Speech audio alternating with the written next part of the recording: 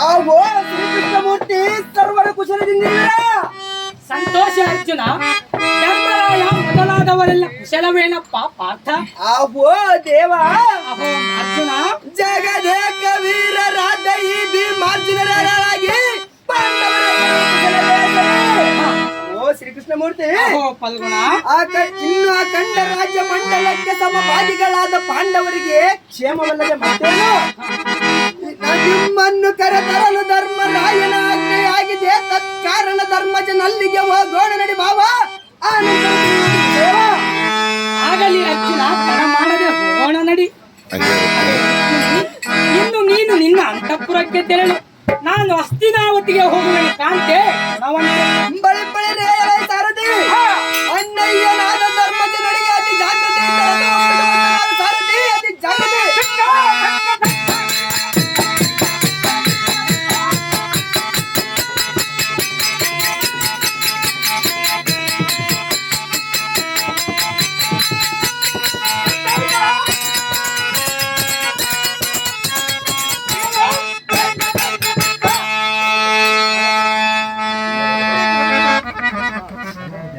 ನಮೋ ನಮೋ ನಾರಾಯಣ.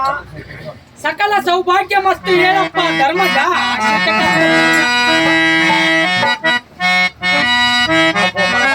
ಅಹೋ ಧರ್ಮನಂದನ,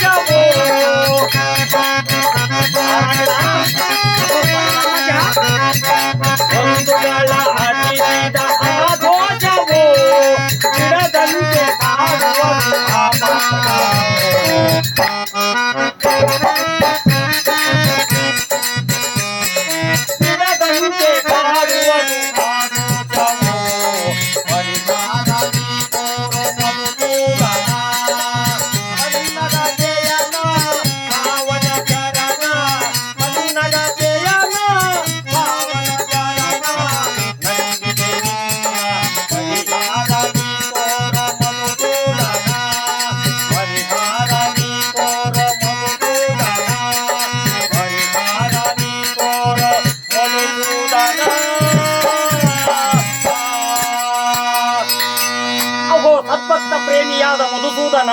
ಅಹೋ ಧರ್ಮನಂದನ, ಏನು ಹೇಳಲಿ ಎನ್ನಯ್ಯ ವ್ಯಸನ. ಅದು ಏನು ಧರ್ಮನಂದನ? ಪರಮಾತ್ಮ, ಅಹೋ ಧರ್ಮಜ, ನಿನ್ನ ಹಂತಕರಣ ಪ್ರಭಾವದಿಂದ ಕುರುಕ್ಷೇತ್ರ ಯುದ್ಧ ಭೂಮಿಯೊಳು ವೈರಿ ವರ್ಗದವರನ್ನ ತಗೊಳಿಸಿ ಸಿರಿ ಸಾಮ್ರಾಜ್ಯವನ್ನೇನು ಕಂಡೆವು. ಆದರೆ ನನಗೆ ಮಾತ್ರ ಸುಖ ತೋರದು. ಅದು ಯಾತಕ್ಕೆ ಧರ್ಮಜ? ಅದು ಯಾತಕ್ಕೆಂದರೆ ಯುದ್ಧದೋಳು ಅಣ್ಣ ತಮ್ಮಂದಿರನ್ನದೇ ಗುರು ಹಿರಿಯರನ್ನದೇ ಕ್ಷತ್ರಿಯ ಧರ್ಮಕ್ಕನುಗುಣವಾಗಿ ಅವರನ್ನು ಹತಗೊಳಿಸಿದೆವು. ಕರ್ಮ ಪರಿಹಾರ ಮಾಡಿಕೊಳ್ಳಲು ದಾರಿಯಂ ತೋರೋ ಮುರಾರಿ ಭಕ್ತರೋ ದಾರಿ.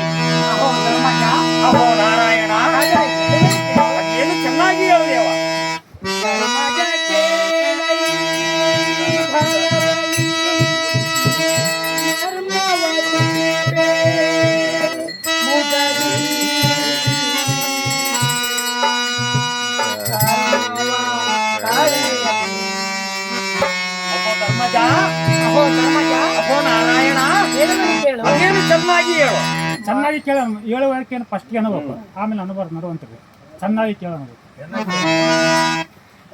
ಫಸ್ಟ್ ಇದ್ದು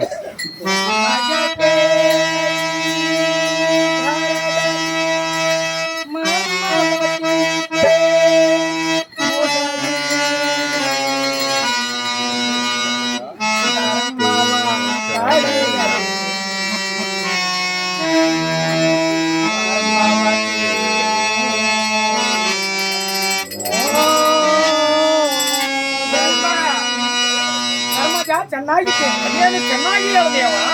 ಭರದಲ್ಲಿ ಅಶ್ವಮೇಧ ಯಾಗವ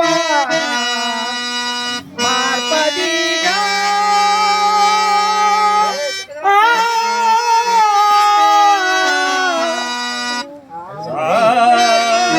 ಭರದಲ್ಲಿ ಅಶ್ವಮೇಧ ಯಾಗದಲ್ಲಿ ಅಶ್ವಮೇಧ ಯಾಗವ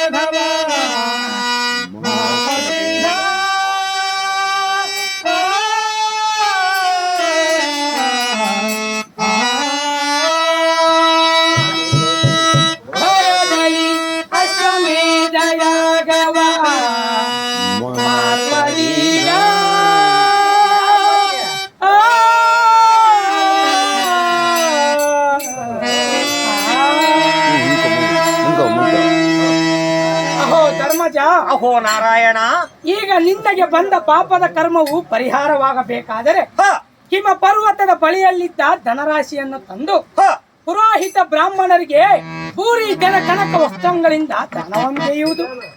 ಇದು ಅಲ್ಲದೆ ಭದ್ರಾವತಿಯಲ್ಲಿನ ಯೌವನಾಶ್ವನ ಬಳಿಯಲ್ಲಿರುವ ಸರ್ವ ಲಕ್ಷಣಗಳುಳ್ಳ ಕುದುರೆಯಂ ಸಾಹಸದಿಂದ ತರಿಸಿ ಶಾಸ್ತ್ರೋಕ್ತ ಕ್ರಮವಾಗಿ ಪೂಜಿಸಿ ಆ ಕುದುರೆಯ ಪಣಿಯೋಳು ನಿನ್ನ ಪರಾಕ್ರಮದ ಅಂಕಿತವನ್ನು ಬಂಗಾರದ ತಗಡಿನ ಮೇಲೆ ಬರೆದು ಬಂಧಿಸಿ ಈ ದಾತ್ರಿಯ ಮೇಲೆ ಸ್ವೇಚ್ಛೆಯಿಂದ ಬಿಡಬೇಕು.